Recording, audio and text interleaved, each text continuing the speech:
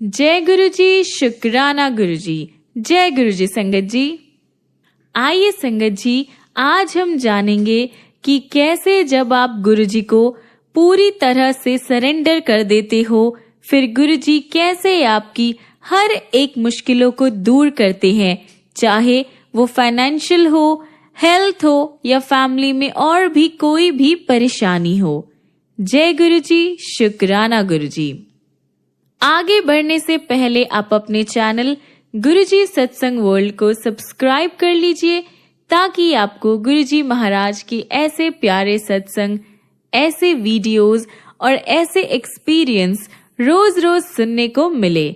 और साथ ही संगत जी इन सत्संग को, इन वीडियोस को अपने दोस्तों के साथ, अपने गुरु परिवार के साथ शेयर कीजिए, ताकि वो भी जल्द से जल्द गुरुजी महाराज से जुड़ सके, उनकी ब्लेसिंग्स को पा सके और उनके चरणों में आ सके।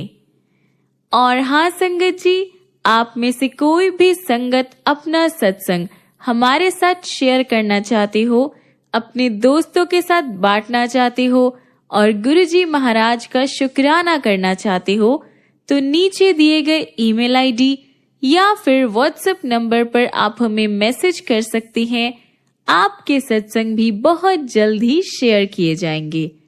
जय गुरु जी, शुक्राना गुरु जी। आज का पहला सत्संग हम सुनेंगे DN दुआ का। आइए जानते हैं उनकी जर्नी कैसी रही गुरुजी महाराज के साथ।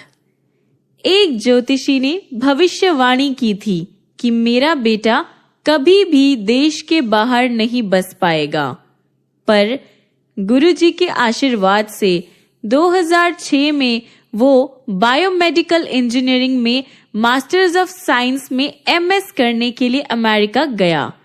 उस टाइम मैं सरकारी नौकरी कर रहा था और उसकी पढ़ाई के लिए मैंने 20 लाख का लोन लिया। दिसंबर 2007 में उसने MS की पढ़ाई पूरी की। एक महीने बाद जनवरी 2008 में अमेरिका में आर्थिक मंदी का टाइम आया। लिया हुआ ऋण मुझे 5 सालों में चुकाना था। ब्याज मिलाकर हर महीने 35,000 रुपयों की किश्त जानी थी। पर मेरे बेटे को अमेरिका में तब तक कोई नौकरी नहीं मिली थी और वहां उसे बहुत सारी मुश्किलों का सामना करना पड़ रहा था। मैं निरंतर उसे गुरुजी की प्रार्थना के लिए कहता रहा। ऋण चुकाना भी हमारे लिए चिंता का विषय बन गया था। वैसे तो मेरे वेतन से ये किश्त भर पाना बहुत मुश्किल हो रहा था। जैसे तैसे मैं ऐसा करता रहा। जून 2008 में मैं रिटायर होने वाला था और लोन चुकाने के लिए मैं अपने प्रोविडेंट फंड से सारी जमा पूंजी निकाल चुका था। जो लोन मुझे 5 साल की अवधि में चुकाना था, वो मैंने 2 साल में चुका दिया, ये सोचकर कि ऐसा करने से न सिर्फ मेरा लोन चुकता हो जाएगा, बल्कि मुझे ब्याज भी कम देना पड़ेगा। पर रिटायरमेंट होने के बाद मैं क्या करूंगा? मेरी सारी जमा पूंजी खत्म हो गई थी और मेरे पास अब इनकम का कोई भी सोर्स नहीं रहेगा। हम गुरुजी के पास नियमित रूप से जाते थे और मन में उनसे प्रार्थना करते थे कि वे हमारी हेल्प करें और हमारा मार्गदर्शन करें।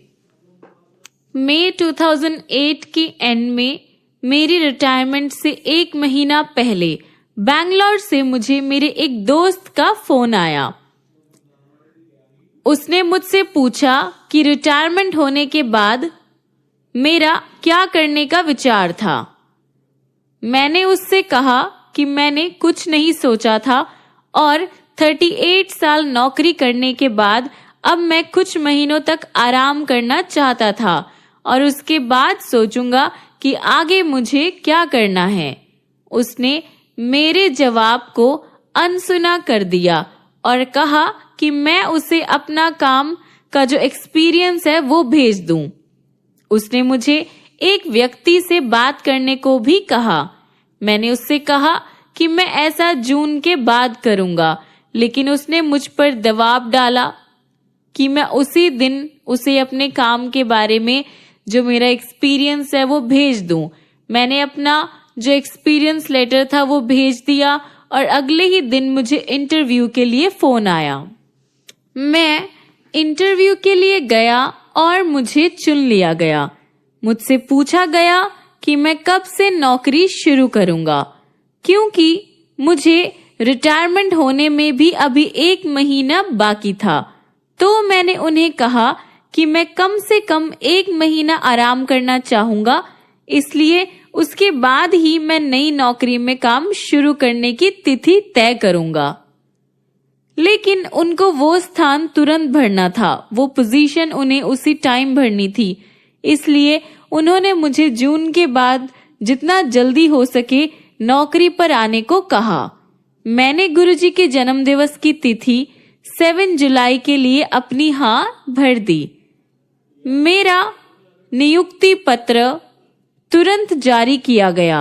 मैं उसे लेने से थोड़ा हिचकिचा रहा था, लेकिन मैं उसे जून में